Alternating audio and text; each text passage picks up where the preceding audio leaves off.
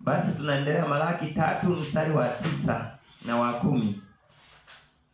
Inasema, ninyi mmelaaniwa kwa laana. Nyinyi mmelaaniwa kwa laana. Maana mnaniibia mimi, maana mnaniibia mimi. Taifa hili lote. Mlete zaka kamili nyumbani mwangu. Ili kiwemo chakula katika nyumba yangu. Sawa. Mkanijaribu kwa njia hiyo. Na mkanijaribu kwa njia hiyo. Asema Bwana wa majeshi. Mjue kama kwamba sitawafungulia madirisha ya mbinguni na kuwamwagieni baraka hata pakuweka pasionekane. Bwana Yesu asifiwe sana. Mungu anahimiza kuleta zaka. Ili umtumikie Mungu lazima uwe mwaminifu katika vyote vya Mungu. Kwa hiyo tunakujikuta kwamba hatupeleki hizo fedha tunazozitafuta, tunazozitamani, hatutaki hata kuzipeleka tena kwa yule aliyetupa. Ukisoma Ayubu 41 mstari wa 11, anasema kwamba nani aliyetangulia ni kunipa ili nimlipe? Kwa nini? Kwa sababu Mungu yeye ndiye anayetupa vyote tunavyopata. Yeye kumpa fungu la 10 kurudisha ni kama kusema asante. Yaani ni sio kwamba umetoa hela, umesema asante. Anasema kwamba leteni zaka kamili nyumbani mwangu, kiwepo chakula nyumbani mwangu, kama sitawafungulia madirisha ya mbinguni mkanijaribu kwa njia hiyo, asema Bwana, na mimi nitamkemea yule alaye. Kwa hiyo tunajikuta hata kama tunafanikiwa bado mioyo yetu haiwezi kalizika, kwa sababu yupo anayekula anatutisha kila wakati, utafilisika, utaishiwa. Bana kabisa, zuia hivi usiondoke. Usitoa hata 1000. Ukitoa 1000 unaweza ukaishiwa, watakucheka, watakushangaa kwamba ulikuwa tajiri umekuwa maskini. Yaani hayo yote ni matisho ya yule anayesema kwamba nitamkemea yule anayekula. Amen. Kwa hiyo hayo matisho utayapata tu pale unapoanza kufanikiwa. Lazima yapatikane matisho. Bwana Yesu asifiwe sana. Anasema hivi, Mungu alitamani tuwe na hali ya amani na ufanisi. Ukitafuta mafanikio kwa uovu huleta shida wala sio amani tena. Wakili kwa lugha nyingine anaitwa msimamizi. Na huyo msimamizi ni kwamba anasimamia sio zake. Huyo msimamizi lazima awe mwaminifu. Basi mimi na wewe ni wasimamizi kwa yote au kwa yale yote nilionayo au tulionayo, na kuanzia familia, fedha, vitu ambavyo fedha inanunua, na hata mimi mwenyewe. Bwana Yesu asifiwe sana.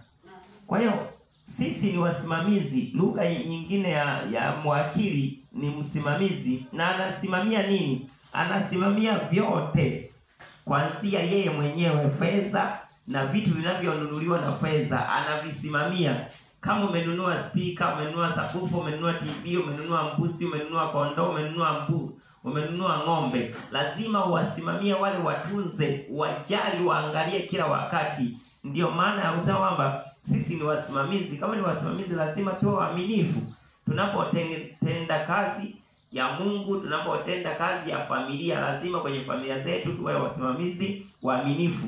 Nikipata 2000 naileta nyumbani, nikipata 10,000 naileta nyumbani, inafanya kazi, inanunua vitu vya nyumbani, na hivyo vitu vya nyumbani vinafanyika kuwa na visimamia. Amen. Wakorintho wa kwanza 6 mstari wa 19. Tusome. Ngapi? Wakorintho wa kwanza 6.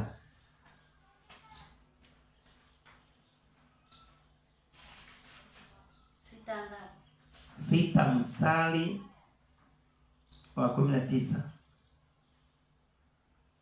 Mtasoma kama hivyo andiko. Au hamjui ya kuwa mwili wenu ni hekalu la Roho Mtakatifu Au hamjui ya kuwa mwili wenu ni hekalu la Mungu? Hapa anasema kabisa moja kwa moja wa mwanadamu, anamwambia wewe haujui kwamba wewe si mali yako? Aliye ndani yenu mliopewa na Mungu. Aliye ndani yenu mliopewa na Mungu. Yaani hata wewe mwenyewe sio mali yako.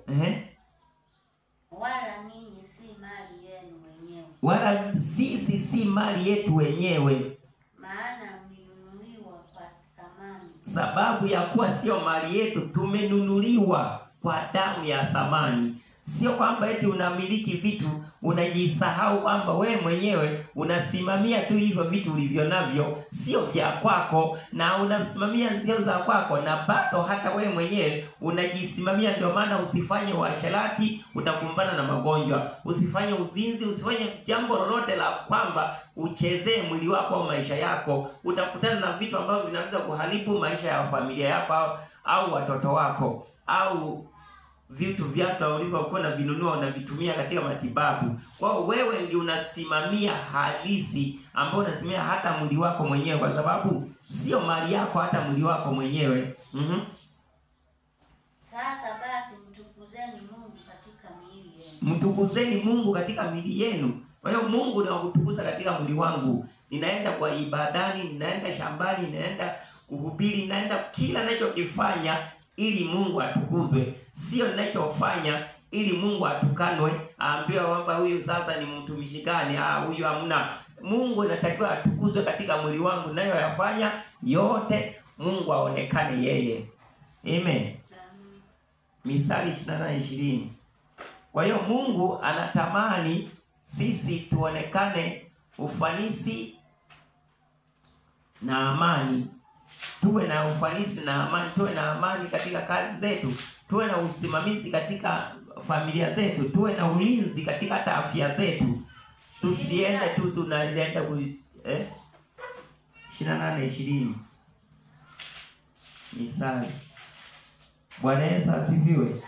Kwa hiyo wakati wa kujiandaa sasa hivi tujue maana ya neno la Mungu ili tuweze kwenda mbinguni. Tusipende injili za kuhubiriwa tuletwe karibu na maisha yetu na tamaa zetu. Tusifagiliwe tamaa zetu kwamba huyu mchungaji anahubiri vizuri, anaweza kumba, naweza nikapata mafanikio. Hayapo mafanikio, bali mafanikio ni kwamba ukue kiroho, umjue Mungu, umtukuze Mungu katika mwili wako. Soma. 20.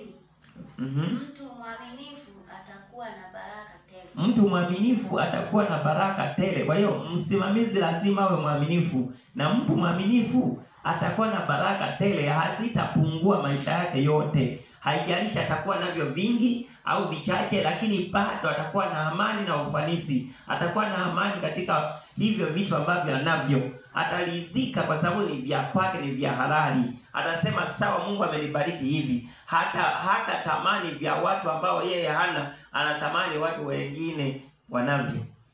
Yeye atakuwa anaamini alivyovipata. Mtu mwaminifu atakuwa naamini, atakuwa na baraka tele. Bwana Yesu asifiwe sana. Basi ni jambo la kumshukuru Mungu. Hapa nitasema maneno haya machache ya kwamba mimi ni mchungaji, ninapenda sana kujifunza na pamoja na nyinyi mnaonitazama katika channel yangu. Mnapojifunza haya, kama kuna jambo ambalo litatokea, namba yangu ya simu inakuwa iko pale. Akaunti yangu ya studio ya YouTube iko pale, unaweza kunicheki, tunawasiliana. WhatsApp yangu yuko namba ya kwenye channel yangu, tunawasiliana vizuri tu. Lolote swali ambalo litakuwa gumu katika maisha yako, wewe niulize, nitakujibu. Tutajifunza, nitakuelekeza lolote, haijalishi ni gumu, hata limehangaisha maaskofu. Ni mimi sio askofu, ni mtu wa kawaida, ila ni mtumishi wa Mungu ninayemwamini. Roho Mtakatifu ndio kiongozi wangu, ndio mwalimu mkuu wangu, aliyenifundisha na anyenikumbusha. Mbarikiwe sana na Mungu awe pamoja nanyi. Amen.